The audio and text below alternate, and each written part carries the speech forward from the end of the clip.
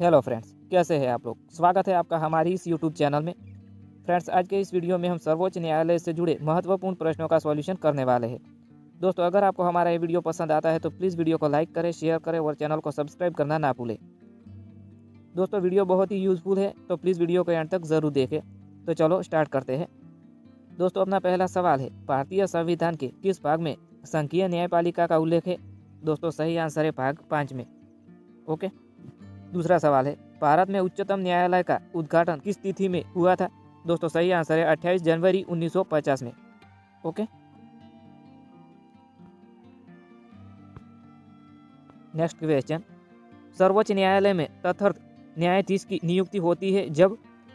दोस्तों, सही आंसर है सर्वोच्च न्यायालय में तदर्थ न्यायाधीश की नियुक्ति होती है जब न्यायालय के किसी सत्र के लिए न्यायाधीशों का कोरम अर्थात गणपूर्ति नहीं होता है। ओके।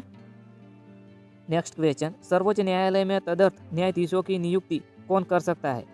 दोस्तों, सही आंसर है राष्ट्रपति की अनुमति प्राप्त कर सर्वोच्च न्यायालय का प्रमुख न्यायाधीश कर सकता है। नेक्स्ट क्वेश्चन है, संविधान का व्याख्याकार और संरक्षण कौन है। दोस्तों, सही आंसर है सर्वोच्च न्यायालय है। ओके। सर्वोच्च न्यायालय में न्यायाधीश नियुक्त होने के लिए कम से कम कितने वर्ष उच्च न्यायालय का एडवोकेट होना चाहिए। दोस्तों, सही आंसर है 10 वर्ष के लिए। भारत के सर्वोच्च न्यायालय का एक न्यायाधीश कितनी उम्र तक अपने पद पर बना रह सकता है। दोस्तों, सही आंसर है 65 वर्ष तक। उच्चतम न्यायालय के न्यायाधीशों की सेवानिवृत्ति की आयु है। दोस्तों, सही आंसर है 65 वर्ष। ओके। सर्वोच्च न्यायालय के न्यायाधीश के विरुद्ध महाभियोग का प्रस्ताव पारित हो जाने पर पदच्युति का आदेश कौन जारी कर सकता है। दोस्तों, सही आंसर है राष्ट्रपति जारी कर सकता है। नेक्स्ट क्वेश्चन है, सर्वोच्च न्यायालय के मुख्य न्यायाधीशों को प्रतिमाह कितना वेतन मिलता है। दोस्तों, सही आंसर है 2,80,000। सर्वोच्च न्यायालय के अन्य न्यायाधीशों को प्रतिमाह कितना वेतन मिलता है। दोस्तों, सही आंसर है 2,50,000 रुपये मिलते हैं। किसके अंतर्गत भारत में सर्वप्रथम सर्वोच्च न्यायालय की स्थापना हुई। दोस्तों, सही आंसर है रेगुलेटिंग अधिनियम 1773 में। ओके।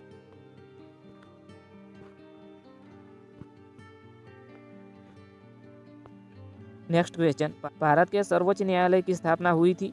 दोस्तों, सही आंसर है भारत सरकार अधिनियम 1935 के अधीन। ओके। मूल रूप के संविधान में सर्वोच्च न्यायालय में मुख्य न्यायाधीश के अतिरिक्त कितने न्यायाधीशों की व्यवस्था थी। दोस्तों, सही आंसर है 7 न्यायाधीशों की। वर्तमान में सर्वोच्च न्यायालय में मुख्य न्यायाधीश के अतिरिक्त कितने न्यायाधीशों का प्रावधान किया गया है। दोस्तों, सही आंसर है 33।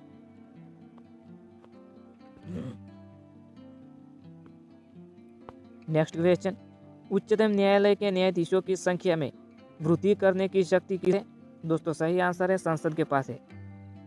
भारत के उच्चतम न्यायालय में न्यायाधीशों की संख्या में वृद्धि करने की शक्ति किसमें निहित है। दोस्तों, सही आंसर है ऑप्शन बी, संसद के पास।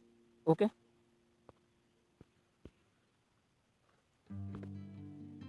सर्वोच्च न्यायालय के मुख्य न्यायाधीश की नियुक्ति कौन करता है। दोस्तों, सही आंसर है राष्ट्रपति करता है। सर्वोच्च न्यायालय के अन्य न्यायाधीशों की नियुक्ति कौन करता है। दोस्तों, सही आंसर है राष्ट्रपति करता है। भारत के कार्यवाहक मुख्य न्यायाधीश की नियुक्ति कौन करता है।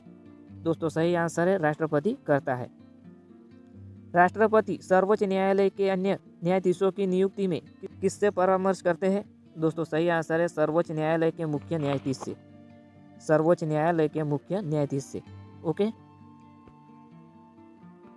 अगला सवाल है, जब राष्ट्रपति और उपराष्ट्रपति दोनों के पद खाली हो तब उनके काम कौन करेगा।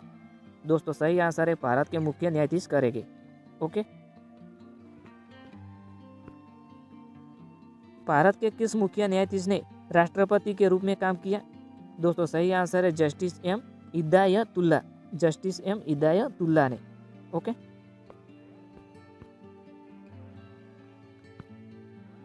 क्या सेवानिवृत्ति के पश्चात सर्वोच्च न्यायालय के न्यायाधीश वकालत कर सकते हैं।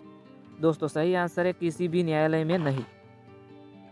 सेवानिवृत्ति के पश्चात सर्वोच्च न्यायालय के न्यायाधीश किसी भी न्यायालय में वकालत नहीं कर सकते हैं। ओके। सर्वोच्च न्यायालय के अधिकार क्षेत्र में वृद्धि करने का अधिकार किससे प्राप्त है। दोस्तों, सही आंसर है संसद को प्राप्त है। सर्वोच्च न्यायालय में न्यायिक कामकाज के लिए किस भाषा का प्रयोग किया जाता है? दोस्तों सही आंसर है अंग्रेजी भाषा का। सर्वोच्च न्यायालय किस संस्था का निरीक्षण कर सकता है? दोस्तों सही आंसर है अधीनस्थ न्यायालय का। अधीनस्थ न्यायालय का।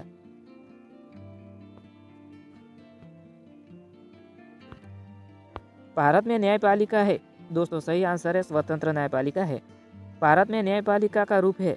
दोस्तों सही आंसर है एकीकृत रूप है। न्यायिक पुनर्विलोकन का अधिकार किसे है? दोस्तों सही आंसर है उच्चतम न्यायालय को। भारत में न्यायिक पुनर्विलोकन की शक्ति का प्रयोग किसके द्वारा किया जाता है? दोस्तों सही आंसर है सर्वोच्च न्यायालय तथा उच्च न्यायालय द्वारा किया जाता है।